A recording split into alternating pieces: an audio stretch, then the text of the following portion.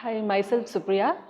So my son Charvik, he is 4 years old, who is studying here from past 2 years in Bodhi Montessori school. I would like to take this opportunity to thank first of all the management of Bodhi staff and the teachers for especially for the patients, because there is a lot of changes in my son's behavior or the habits what they inherit in the school. So I would also like to take a note of the festivals they celebrate in the school. All the Indian festivals are celebrated, which is more encouraging for the kids in the young age for them to know about the festivals what we celebrate. So that is one of the good opportunity for the kids at the very young age they get, and also the good manners, habits, and the social etiquettes they teach here is very remarkable. I would say my son has lot of things he's learned here. I think it's a very good decision I have made joining my son to this school, and it's really very great opportunity for him to grow in future also. So I would always thank Bodhi School for their all the support, care, and safe and clean environment whatever they have provided to my kid is most remarkable. So thank you once again.